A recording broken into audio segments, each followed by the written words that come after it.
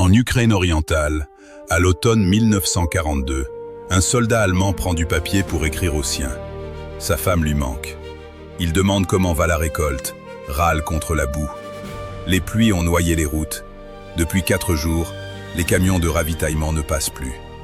Il termine tendrement, plie la lettre, la confie à la poste de campagne. La même semaine, son unité fusille 100 civils, en représailles à une attaque partisane contre une colonne de ravitaillement. Ce massacre n'est pas une dérive isolée. L'année précédente, une directive de l'armée, signée par le maréchal Keitel, avait fixé la règle. 50 à 100 civils pour chaque soldat allemand tué, le chiffre exact laissé au commandant local. Dans sa lettre, rien de tout cela. Cet automne-là, la scène se répète des milliers de fois. D'autres villages, d'autres proportions, et le même silence dans le courrier de campagne. Sur tout le front de l'Est, 5,7 millions de soldats soviétiques passeront par la captivité allemande avant la fin de la guerre. Quand la guerre s'achève, 3,3 millions d'entre eux sont morts. Pas au combat, pas principalement devant un peloton. Ils ont été affamés, délibérément. Le service juridique de la Wehrmacht avait conclu que la Convention de Genève ne couvrait pas les prisonniers soviétiques, puisque l'Union soviétique ne l'avait pas signé. Moscou propose pourtant d'en respecter les règles. Berlin refuse. Les rations sont fixées en dessous du seuil de survie. La Croix-Rouge reste tenue à l'écart. Dans les camps, des hommes mangent de l'herbe, du cuir, parfois d'autres hommes. Face à cette guerre, il y a aussi les 17 millions de soldats allemands. Aucun tribunal ne les a tous fait parler un par un. Combattent-ils pour le Lebensraum, pour détruire le bolchevisme, pour régler la défaite laissée par 1918, ou seulement parce que leur pays les appelle? Le piège, c'est que ces réponses peuvent coexister. Vous connaissez sans doute la version la plus confortable. Des hommes ordinaires, liés à l'Allemagne, à leur famille, aux camarades dans le trou voisin, plus qu'à Hitler. Cette lecture, l'Allemagne d'après-guerre en avait besoin. Elle n'est pas absurde, justement parce qu'elle contient une part de vrai.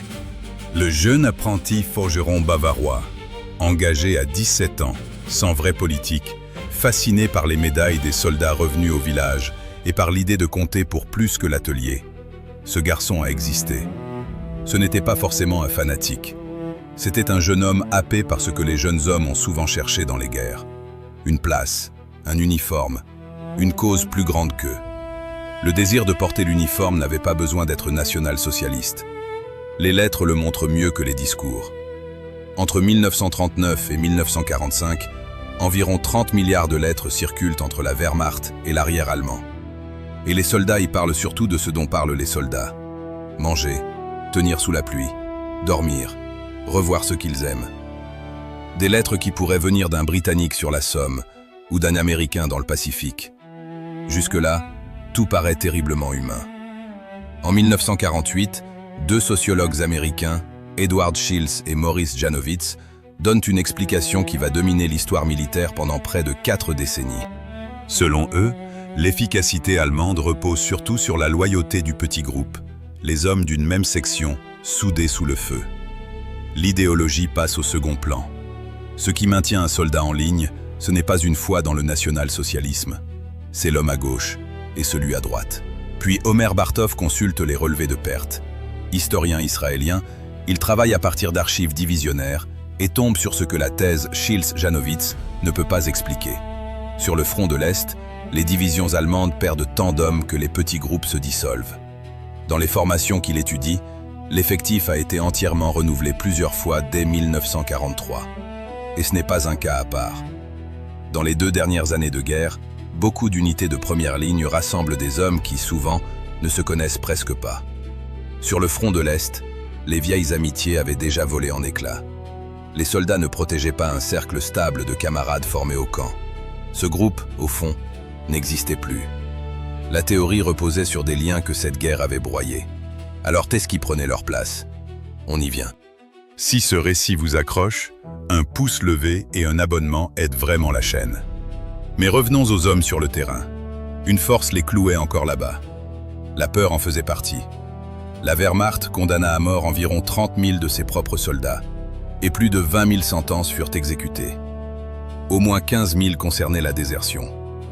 L'Allemagne impériale, pendant toute la Première Guerre mondiale, en avait fusillé moins de 100. Les États-Unis condamnèrent plus de 21 000 hommes pour désertion, mais n'en exécutèrent qu'un seul, le soldat Eddie Slovic. La Grande-Bretagne, elle, avait supprimé cette peine pour les déserteurs. Pourtant, la contrainte ne suffit pas à fabriquer une armée qui avance. La peur peut empêcher une ligne de craquer. Elle ne pousse pas des hommes à prendre une hauteur. Ce qui les attirait en avant ne se résumait pas au conseil de guerre. Stephen Fritz a relu les mêmes lettres que d'autres utilisaient pour y chercher de la normalité. Il y a vu autre chose. L'idéologie les attirait, et certains soldats allaient vers elle. La Volksgemeinschaft, cette communauté populaire sans classe, promise par les nazis, séduisait puissamment. Beaucoup y croyaient avec une franchise que l'Allemagne d'après-guerre préféra longtemps ne pas regarder en face. Au front, l'artillerie rabotait les rangs sociaux. Officiers et simples soldats recevaient la même boue, les mêmes rations, le même froid. Pour des hommes sortis d'une Allemagne de Weimar stratifiée, où le métier du père bornait souvent l'avenir, ce n'était pas un slogan, c'était vécu. Karl Fuchs venait de Franconie. Il se formait au métier d'instituteur et servait comme tireur de chars dans la 7e Panzer-Division. À première vue, il avait tout de l'homme ordinaire autour duquel le récit d'après-guerre allait se construire. Ses lettres de Russie, en 1941, ne donnent pas seulement l'image d'un homme qui subit la guerre. On y voit un homme qui croit voir son monde confirmé. La pauvreté, les ruines, l'ampleur de la misère soviétique.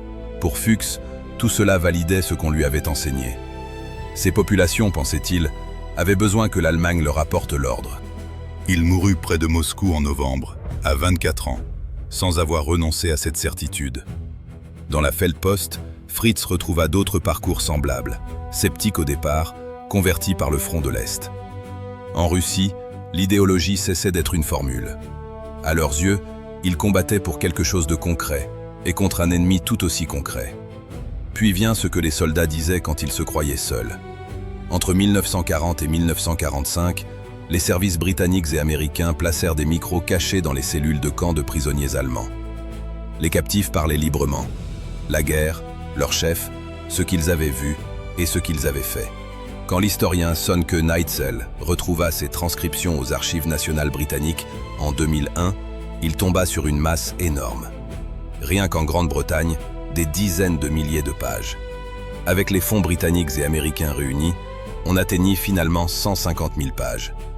Des soldats allemands entre eux, sans interrogateur, sans mémoires à enjoliver, sans culpabilité d'après-guerre à gérer. Hitler revenait très rarement. La mission raciale du Reich, presque jamais. Ce qui les obsédait, c'était plutôt le métier, la performance, les tactiques, le matériel, et la façon dont leur unité s'en était sortie face à l'ennemi. Un pilote de la Luftwaffe, nommé Paul, raconta son propre glissement à un compagnon de cellule. Le deuxième jour de la campagne de Pologne, il avait bombardé une gare à Posen. Sur ces 16 bombes, 8 manquèrent la cible et tombèrent dans la ville, au milieu des maisons. Cela le dérangeait. Le troisième jour, quelque chose avait déjà basculé. Le quatrième, d'après ses propres mots, l'habitude tournait au plaisir. Tirer à la mitrailleuse sur des soldats isolés, les poursuivre dans les champs avant le petit déjeuner, devenait pour lui une distraction. Il racontait cette glissade comme on raconte l'apprentissage d'un métier. Entre soldats, la guerre prenait le ton d'un atelier. Fierté du geste bien fait, presque jamais de questions sur le but du geste. Même les massacres, même les civils abattus, entraient dans ce langage sec, pratique, sans tremblement. C'est là que les historiens se séparent. Omer Bartov, en lisant les archives divisionnaires, voit l'idéologie comme la colle du front de l'Est. Sönke Neitzel, lui, part des transcriptions et y voit surtout la guerre elle-même, le cadre du métier de soldat, plus que le national-socialisme. Même armée, 2 lectures. Gardons cette faille en tête. Une variable échappe aux deux. L'endroit où l'on envoyait un homme pouvait peser plus lourd que ses convictions. Prenez 2 soldats du même pays, portant le même uniforme, mobilisés la même année. L'un part en France, l'autre en Russie. À la fin, ils n'ont pas seulement connu 2 fronts, ils ont traversé 2 mondes moraux. Non par nature, mais par leur affectation. À l'ouest, en France, en Italie, en Afrique du Nord, les règles de la guerre restaient largement respectées. On faisait des prisonniers. Les civils n'étaient pas visés de manière systématique. Un soldat allemand revenu de France pouvait dire à ses enfants qu'il avait combattu proprement. et dans un sens strictement militaire, il pouvait parfois ne pas mentir. À l'ouest, il y eut des crimes, Oradour-sur-Glane compris. Mais ces massacres restaient des crimes dans le système. À l'est, ils faisaient partie du système. Avant même le premier coup de feu contre l'Union soviétique, les commandants allemands distribuèrent une directive écrite. Les officiers politiques soviétiques, les commissaires, devaient être exécutés dès leur capture. Pas d'interrogatoire, pas de procédure. Ce texte était connu sous le nom de l'ordre des commissaires, et il fut appliqué, avec des exceptions, tout le long du front de l'Est. L'affamement délibéré de 3 300 000 prisonniers relevait de la politique de la Wehrmacht. Les barèmes de représailles aussi, cette arithmétique que l'auteur de la lettre, en Ukraine orientale, taisait à sa femme. Et les trains de déportation, à travers l'Europe occupée, circulaient avec l'appui logistique de l'armée allemande. Le soldat envoyé en France n'avait jamais reçu un ordre comparable. Celui qui partait en Russie avait pu l'entendre avant de franchir la frontière. Le premier pouvait préserver la fiction d'une guerre honorable, parce que son théâtre d'opération la rendait possible. Le second entrait, dès la première semaine de Barbarossa, dans une mécanique de mort de masse institutionnalisée. Qu'il ait, ou non, tiré lui-même sur un civil. Or, la grande majorité du Heer, l'armée allemande régulière, servit à l'Est. En 1945, des officiers alliés installèrent des prisonniers allemands devant un écran et leur montrèrent les images des camps. Dans la salle, des rangées d'hommes, certains fixaient le sol, d'autres se couvraient le visage, d'autres encore fuyaient l'écran du regard. La réaction habituelle suivait un chemin prévisible. Choc, dénégation, puis ignorance revendiquée. Longtemps, les historiens ont cru que tout commençait là. Le récit d'une Wehrmacht propre, armée professionnelle et honorable, séparée du crime nazi, passait pour une fabrication d'après-guerre. Une gestion de la culpabilité en somme. De vieux hommes nettoyant leurs dossiers avant que les petits-enfants ne posent des questions. David Harrisville a cherché le moment où cette histoire avait vraiment commencé. Il a relu les lettres autrement. Non pas ce que les soldats prétendaient se rappeler après 1945, mais ce qu'ils écrivaient en 1942. Ces travaux, publiés en 2021, montrent que, de 1941 à 1944, des soldats allemands bâtissaient déjà leur image d'hommes corrects, engagés dans une cause juste, alors même que les atrocités avaient lieu. Dans les villes serbes, pendant que des divisions d'infanterie allemandes fusillaient des otages par représailles, d'autres soldats écrivaient à la maison. Dans leurs lettres, ils se donnaient le beau rôle, occupants corrects, presque généreux. Les civils tués devenaient le prix inévitable de la guerre de partisans. La population, elle, était décrite comme confuse, reconnaissante d'être remise au pas. Le blindage moral ne s'est donc pas fabriqué après la défaite. Il était déjà là, entre les nouvelles des récoltes et les plaintes sur la boue. Ceux qui tenaient la plume s'étaient déjà arrangés avec leur conscience. Ils ne refoulaient pas ce qu'ils savaient. Ils avaient rangé cela dans une autre case. Pas le genre de choses qu'on raconte aux siens. Mais ce raisonnement avait une faille. Il ne tenait que si refuser était impossible. L'historien David Kitterman a retrouvé plus de 85 cas documentés de soldats allemands ayant refusé de tuer des juifs, des prisonniers de guerre ou des otages civils. Kitterman a regardé ce qui leur était arrivé. Aucun n'a été exécuté. Certains ont été frappés, menacés, expédiés dans les pires secteurs des pires fronts ou brisés socialement dans leur propre unité. Environ 1 sur 6 a reçu la menace explicite du camp de concentration ou des lignes de front les plus dures. Mais aucun n'a été fusillé pour avoir dit non. Ce détail pèse lourd, car après la guerre, la défense classique fut « on m'aurait tué ». Les archives ne livrent aucun cas documenté d'un soldat allemand exécuté uniquement pour avoir refusé de participer à des massacres de civils. L'argument était pratique. Dans presque tous les cas, il était faux. Une sortie existait, étroite, coûteuse, mais réelle. Et la plupart ne voulaient pas en payer le prix. L'étude de Christopher Browning sur le 101e bataillon de réserve de la police offre l'une des fenêtres les plus nettes sur cette mécanique. L'unité était paramilitaire, mais les réflexes humains se reconnaissent. Browning a constaté que seuls 10 à 20% des hommes avaient trouvé le moyen de refuser ou de contourner les ordres de tuer. Les autres, 80 à 90%, ont obéi. Pas forcément par fanatisme, parce que le voisin obéissait, parce que le groupe avançait, parce que le prix social du refus devenait insupportable.